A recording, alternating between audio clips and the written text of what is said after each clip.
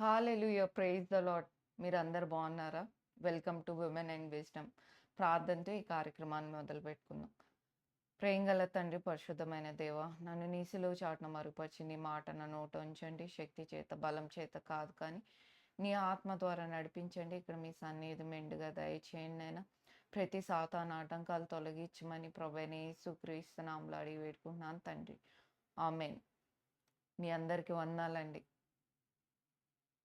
మరి ఈ దినాన గత ఎపిసోడ్స్‌లో మనం చూసాము. యవనస్తురాండ్రు ఎలా ఉండాలి? తమ తమ యొక్క జీవితంలో ఎటువంటి జాగ్రత్తలు తీసుకోవాలో చాలా ఈ జనరేషను ఎంతో చెడిపోతుంది కదండీ! మరి మన గతంలో చూసాం. దీనా గురించి చూసాం. తామర్ గురించి చూసాం. అలానే లేవీయుడు తన ఉపపత్ని తను మంచి మాటలకి నమ్మించి మోసమైపోయి తర్వాత మరణించడం, మానభంగం చేయబడటం ఇలాంటివి మనము చూస్తూనే ఉన్నాం. మన యొక్క డే టు డే లైఫ్స్‌లో, న్యూస్‌లో వింటూనే ఉన్నాం. స్త్రీలుగా ఎటువంటి జాగ్రత్తలు తీసుకోవాలి? మరి ముఖ్యంగా ఈ ఎపిసోడ్స్ దేవుడు నా హృదయంలో పెట్టిన భారం స్త్రీలను బలపరచడానికి. అంటే యవ్వనంలో ఉన్న స్త్రీలు మరి వారే కాదు, మరి వివాహం కాబోయే స్త్రీలు, వివాహమైన స్త్రీలు కుటుంబాన్ని కట్టుకునే విషయంలో సంఘంలో స్త్రీ యొక్క పాత్ర గురించి, అలానే స్త్రీలు మరి వృద్ధాప్యంలో ఉన్న స్త్రీలు, కౌమార దశలో ఉన్న స్త్రీల గురించి మనం ఈ యొక్క ఎపిసోడ్స్‌లో చూస్తాం. అయితే ఈ దినాన నా అంశము, ఒక స్త్రీ వివాహం జరగవలసిన స్త్రీ ఎటువంటి జాగ్రత్తలు తీసుకోవాలో, ఆహ్, ఎంత ప్రార్థనా పూర్వకంగా తను ముందుకు వెళ్ళాలనేది మనం చూద్దాం. అయితే బైబిల్‌లో ఒక ఐడియల్ ఒక వివాహం అంటే ఎవరు అంటే మరి ఇస్సాకు, రెబెక్కలు అని చెప్పవచ్చు. ఈ కాలంలో వివాహం అనే వ్యవస్థ ఎంతో పాడైపోతుంది. ఒక పురుషుడిని వివాహం చేసుకోవాలంటే మంచి ఉద్యోగం ఉందా? మంచి ఆస్తుందా? అన్నీ కలిగి ఉన్నాయా? అని అనుకుంటున్నారే కానీ, వారు దైవభక్తి కలిగి ఉన్నారా అనేది చూడట్లేదు. ఎన్ని కుటుంబాలు విచ్ఛిన్నమైపోతున్నాయి. ఎన్ని మ్యారేజెస్ డైవర్స్‌కెళ్ళిపోతుందో ఈ దినాన. మరి ఏ వెరిఫికేషన్ చేయకుండా మంచి ఉద్యోగం ఉంది, అన్నీ ఉంది, ఆస్తిపాస్తులు ఉన్నాయని తొందరపడి, కంగారు పడి వివాహం చేసేస్తున్నారు. ఎంత కంగారుగా వివాహం చేస్తున్నారో అంతే కంగారుగా ఒక్కటే వారంలో విడిపోవడం, మళ్ళీ విడాకులవ్వడం చూస్తూనే ఉన్నాం. కాబట్టి వివాహం అన్ని విషయంలో ఘనమైనదని దేవుని వాక్యం సెలవిస్తుంది. మరి అటువంటి వివాహం కోసం మనము ఎంత జాగ్రత్తగా అడుగు వేయాలి? దేవుని చిత్తాన్ని తెలుసుకుంటున్నారా? మరి మీకు కాబోయే ఆ యొక్క భర్తను గురించి మీరు ప్రార్థిస్తున్నారా? దేవుని సన్నిధిలో కనిపెడుతున్నారా?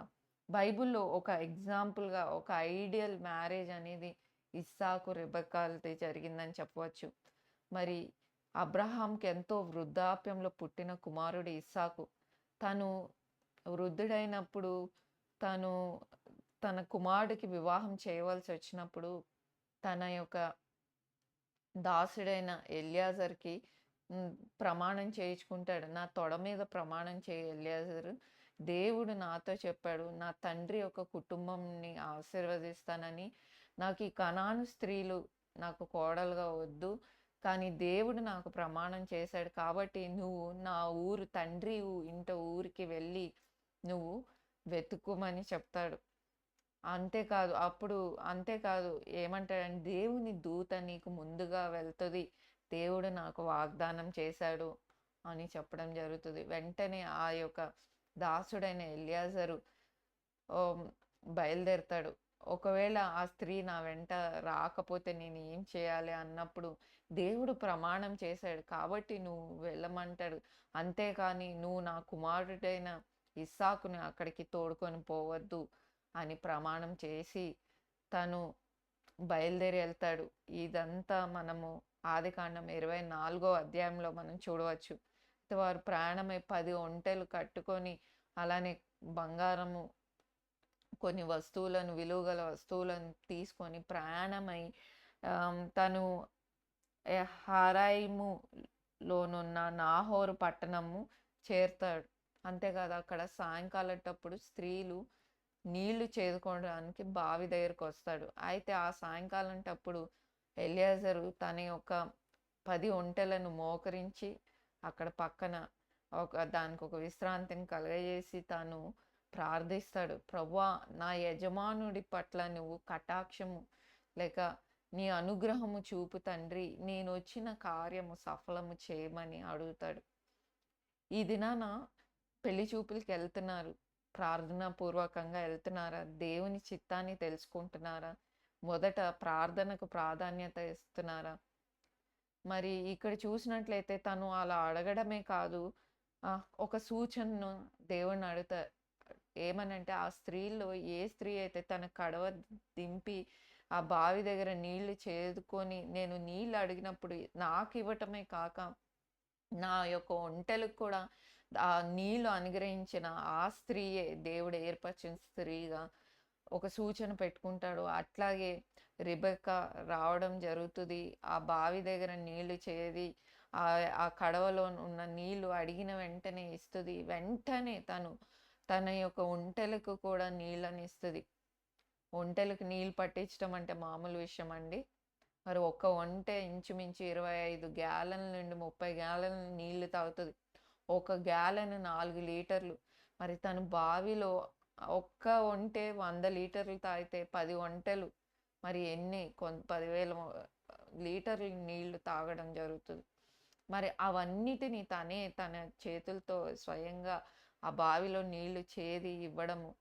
చూడండి, చాలామంది స్త్రీలు పని అంటే భయపడిపోతారు.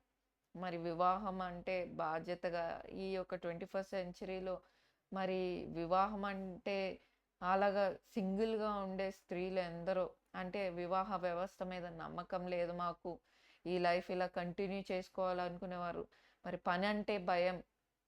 మరి తను ఒక కష్టపడే స్త్రీగా మనం చూడవచ్చు. మరి ఈ యొక్క ఆదికాండం 24:16లో చూసినట్లయితే ఆమె మిక్కిలి చక్కనిది, రూపవతి అయి ఉంది. ఆమె యొక్క కన్యకగా ఉంది. ఆమె ఏ పురుషుడు ఆమెను ముట్టుకోలేదు అనేది అతను చెప్పగలుగుతున్నాడంటే, మరి ఆ కాలంలో రాజకుమార్తెలు కన్యకలు వేసుకునే వస్త్రములు ఒక విధంగా ఉంటాయి. విధవరాండ్లు వేసుకునే వస్త్రములు ఒక విధంగా ఉంటాయి. మరి బహుశా ఆమెను చూడంగాల్నే తను చెప్పగలిగాడంటే మరి ఆదికాండం 38లో మీరు చూసినట్లయితే, క్షమించండి, 2 సమూయేలు 13:18లో 13:18లో కన్యకలు వివిధ వర్ణములు గల చీరలు వస్త్రములుగా ధరించుకుంటారని రాయబడింది. అలానే మీరు ఆదికాండం 38:14లో చూసినట్లయితే ఒక వేశ్య వైద్య వస్త్రములను అని రాయబడి ఉంటుంది. అంటే విధవరాలు వేసుకున్న వస్త్రములు అని.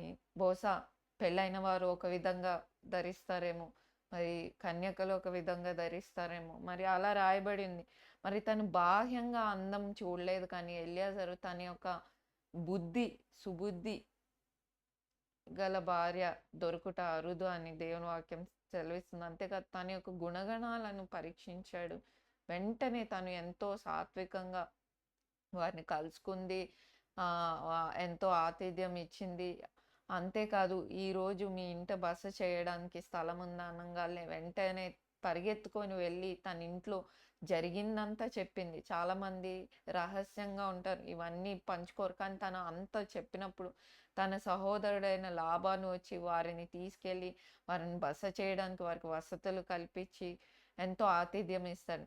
ఆ కాలంలో ఆతిథ్యం ఇవ్వడం, ముక్కు మొహం తెలియని వారికి ఆతిథ్యం ఇవ్వడం దేవదూతలకు ఆతిథ్యం ఇచ్చినట్టుగా భావించేవారు.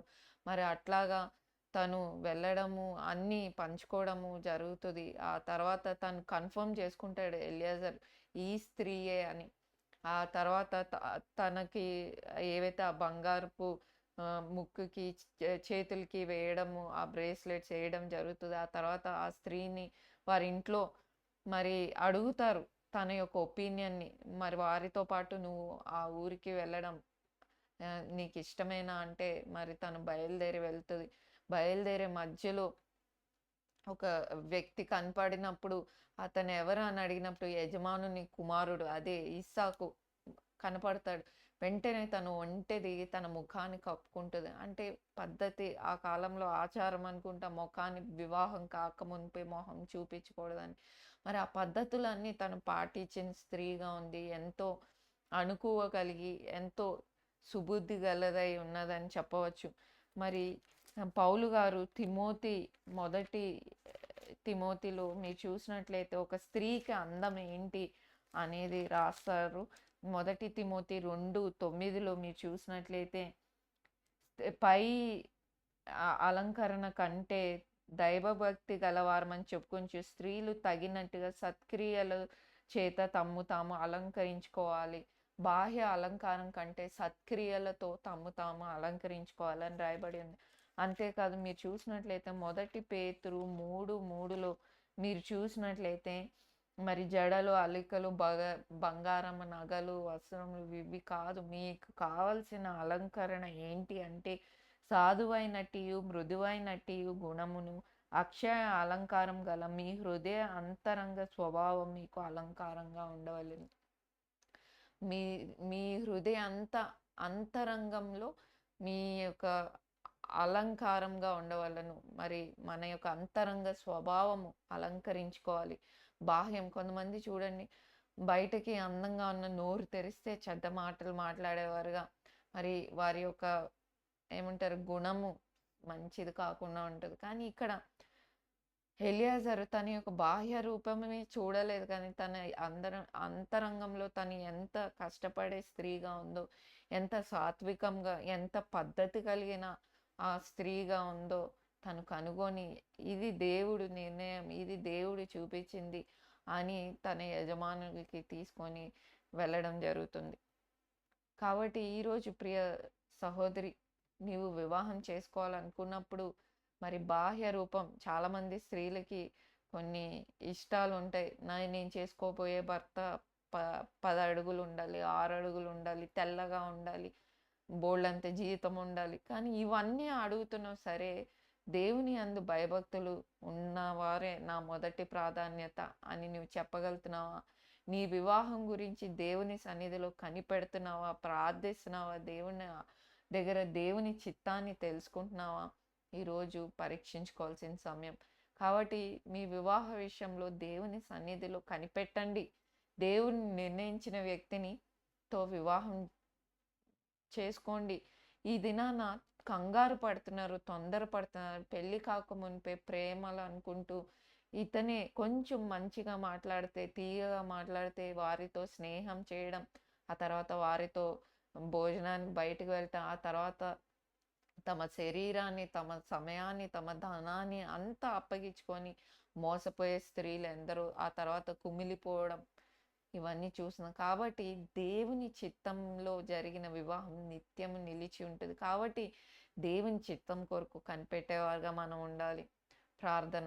ప్రేమగల తండ్రి, పరిశుద్ధమైన దేవా, నీ వాక్యం ద్వారా మాట్లాడిన విధానానికే వందనాలు ప్రభా. అవునైనా అయ్యా మేము వివాహం చేసుకునే విషయంలో నీ చిత్తం ఎరిగి ముందుకు వెళ్ళేవారుగా అయ్యా అటువంటి జ్ఞానంతో నింపండి నాయన తండ్రి. ఈ కార్యక్రమాన్ని వీక్షిస్తున్న ప్రతి ఒక్కరిని నీవు దర్శించు, మాట్లాడమని, వితిన వాక్యాన్ని ముద్రింపజేయమని ప్రభువైన యేసుక్రీస్తు నామములో అడిగి వేడుకుంటున్నాను తండ్రి. ఆమెన్. మీ అందరికి వందనాలండి. మరి ఈ కార్యక్రమం మీకు ఉపయోగకరంగా ఉన్నట్లయితే దయచేసి షేర్ చేయండి, లైక్ చేయండి, సబ్స్క్రైబ్ చేయండి. ఈ కార్యక్రమం మీద మీ అభిప్రాయాన్ని కమెంట్స్లో తెలియజేయండి. అంతేకాదు ఈ భారమైన పరిచర్యలో దేవుడు మిమ్మల్ని ప్రేరేపిస్తే ఈ పరిచర్యలో మీరు పాలుపంపులు పొందొచ్చు. డిస్క్రిప్షన్లో ఉన్న నంబర్స్ ఈ పరిచర్యలో పాలుపంపులు పొందండి. ప్రభు చిత్తమైతే మళ్ళీ కలుసుకుందాం. అంతవరకు సెలవు. Thank you.